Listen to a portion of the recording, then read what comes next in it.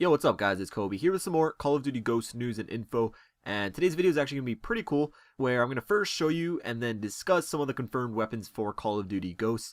If some of you guys didn't know already, Call of Duty Ghosts was completely revealed with gameplay and everything in a trailer that was aired during the Xbox reveal event. I uploaded like 5 videos already about it, you can go check them out if you didn't see them already. I'm definitely more excited about the consoles than just being excited for Call of Duty, but still, the trailer definitely added to my excitement, and I was able to get a few things out of it, and I like to share them with you.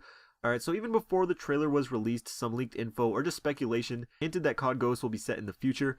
However, they're going to be using present day weapons, and we found quite a bit of proof of that in the footage shown yesterday. So I'm just going to go through all the ones I found, some that I could identify, some that I couldn't, and some that were posted on Charlie Intel. So they're definitely credible. I'm pretty confident in the things that they post on Charlie Intel as well. So I'm going to start off with the weapons I'm familiar with, the weapons that we have seen in past Call of Duties and that are going to be returning, at least in the campaign. So the first one is the AK47. Really happy this is coming back. It's just a staple in Call of Duty. It's been a good assault rifle to use since COD 4. The skins of the AK47 have changed a little bit with each COD. The MW3 version was a little more modern, didn't have that wooden shell, but regardless, I'm happy it's coming back. So next we have the SCAR. The SCARs have been appearing in Call of Duties fairly consistently since MW2, and this version appears to me to be very similar to the one from MW2, more than the one in MW3, at least in my opinion. Next we have the TAR, not exactly what model or anything, not really an expert, but to me that clearly looks like a TAR. The TAR was one of my favorites in MW2 as well as in Black Ops 2, so I definitely have no problem with it coming back to Call of Duty Ghosts. And lastly, for the assault rifles, we have the M4A1. This one looks identical to the one in MW3.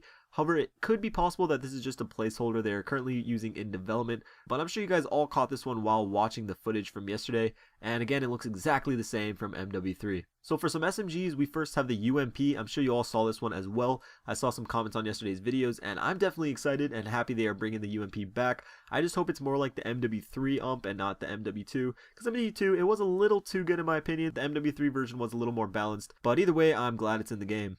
So next I have a few weapons that I didn't know exactly what they were, but Charlie Intel posted up what they think they are. And again, Charlie Intel is a pretty trustworthy site, so you can definitely take them as a credible source. But the first one is the Chris Vector. We saw just the handle of it in the footage from yesterday, but to me, after seeing what the weapon looks like, they pretty much look the same. That's a fairly identifiable weapon stock, so it's definitely safe to say that some sort of Vector will be in Ghosts, and I'm neutral about it. It's not my favorite SMG, but I definitely don't mind if there's some sort of variant of the Vector in the game. The next one they found was the 300 AAC Blackout Honey Badger, and I really hope that's not the name of the gun in the game because that is just way too long. I don't like having to say whole paragraphs when I'm just trying to tell someone what gun I'm using. But besides that, the weapon looks pretty cool. FPS Russia actually did a video using this weapon, so you guys can go check that out if you want. But the weapon was actually developed to replace the MP5 and the M27 in close quarter combat, so that could mean we'll be without the MP5 and the MP7 in the game.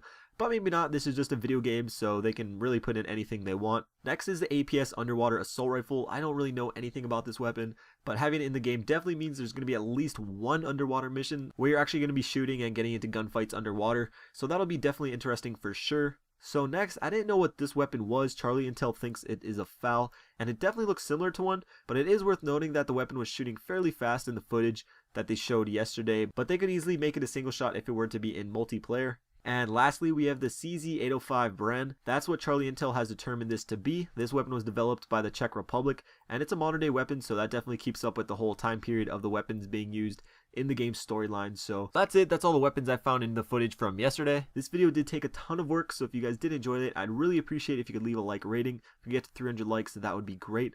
Also, let me know if you saw something from the footage that I missed, and maybe a weapon or just something you noticed. You can leave that in the comments and I'll definitely be reading through all of them. But anyways, thank you guys for watching. E3 coming up very soon, about to get even more awesome information and footage for all kinds of games and consoles, so stay tuned for that. Subscribe if you're new, and I'll catch you guys later. Peace.